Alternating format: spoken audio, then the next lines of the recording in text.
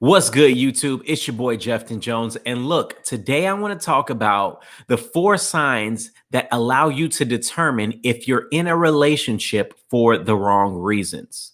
A lot of you always come to me, and I say a lot, not to exaggerate, but literally every time we're having Bible studies, every time I'm out and asking the young people and, just gauging where everyone's interest levels are, the topic that always comes up is let's talk about relationships. Let's talk about, courting. Let's talk about soul ties. Let's talk about being in love.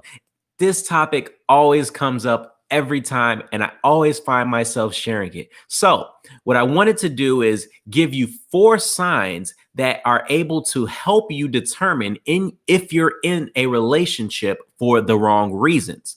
The first sign that we want to talk about today is if you and your boyfriend or girlfriend are having sex before marriage.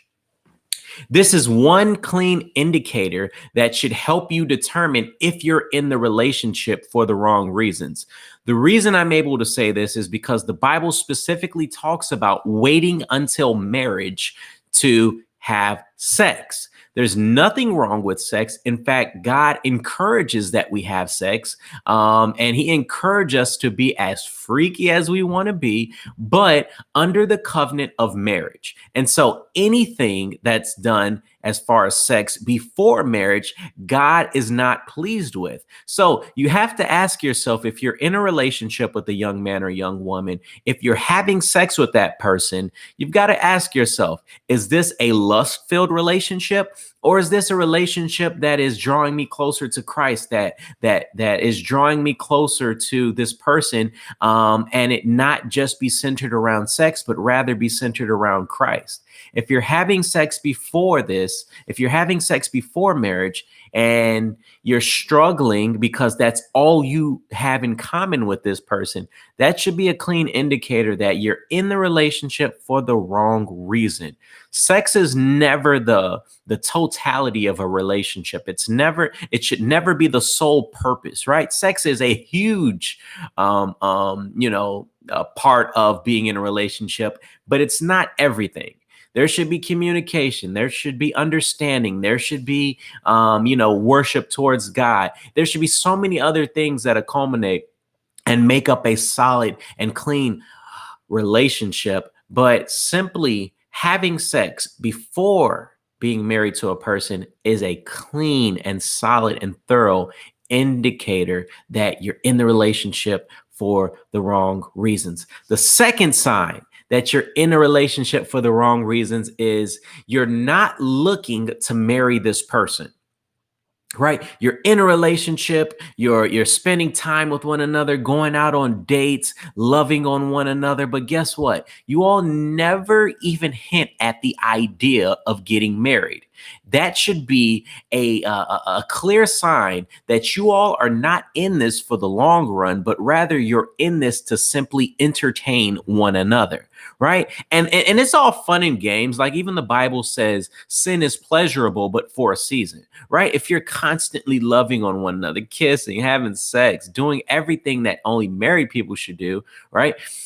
This should be an indicator that you're in the relationship for the wrong reasons. You don't see yourself marrying this person. Neither one of you all ever talk about marriage or kids or anything for that matter. So this should cross your mind that you're in the relationship for the wrong reason. Look, I get it. We ought to date before we marry. I get these things. I've always preached, though, that I always say that young men and young women should court one another.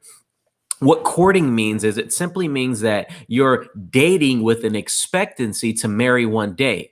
If you can't go into that relationship looking at this person as a potential loved one, as a potential husband or wife, you need to reconsider being in this relationship because you may be in it for the wrong reasons. The third sign that you're in a relationship for the wrong reasons: this person does not draw you closer to God. Right. The greatest friend that you'll ever have is someone that pushes you closer to God and learning about the things of God. That's the greatest friend. And the second greatest decision that you'll ever make is the person that you decide to marry. So while you're dating this person, while you're courting this person, you should have a mindset that says, is this person drawing me closer to God? Are they challenging my theologies? Are they challenging my spiritual walk with God? Is this person drawing me closer to do the things that are like God? Because if they're not, they may not have a firm foundation on the spiritual things of God. And once you all get married, once you all, decide to, put a stamp on it, that can lead to a lot of turmoil in the long run. Trust me, I know. Not because my significant other had issues with her spiritual life, but I can just imagine how when you aren't getting pushed to do the things of the Lord, guess what? All the other things of this world start to creep in our mind. And even Paul says in Corinthians 7, he talks about how when we get married, we'll want to do the things that are most pleasing to our significant other, and it will take away time from doing the things unto God. So if both of you all can go into a relationship and push one another closer to God, I think this is a good indication that this person has a relationship with God and they love you and they're going to make you the best person that you can be. The fourth sign that you're in a relationship for the wrong reasons. And that is simply you aren't as dedicated to the things of the Lord anymore. Look, if you are a Christian and you go into a relationship and this person has a manipulative, persuasive way of getting you to deny your faith or getting you to step away from the faith, this is probably a relationship that you're in for the wrong reasons. Once again, like mentioned in the third point, if they're not drawing you closer to God, then you need to reconsider. And the same thing applies to this fourth sign. You need to ask yourself, look, am I dedicated to doing the things of the Lord like I was before? And if you've never been dedicated to doing the things of the Lord, I challenge you to walk in this religion that we call Christianity. Look, I like to look at it as a relationship. I like to look at it as me and my Father are in a relationship and he loves me, and what he did on the cross for me is something that I can never repay back. But guess what? I'm going to walk this earth as best as I know how, lifting up God's holy name.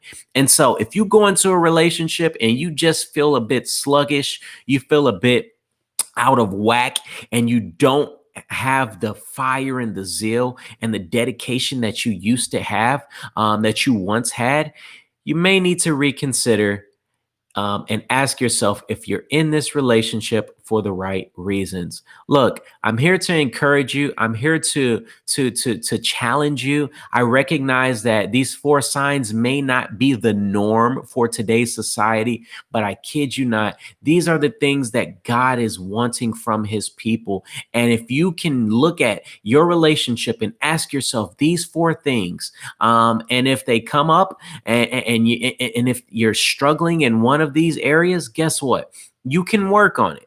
But you need to make sure that you're striving with your partner to make sure that you are going towards God, you're looking at one another to marry, and that they're not distracting you from doing the things of the Lord, and that you're practicing biblical principles and not having sex and doing everything that is pleasing in God's eyes. Look, this video is here to encourage you.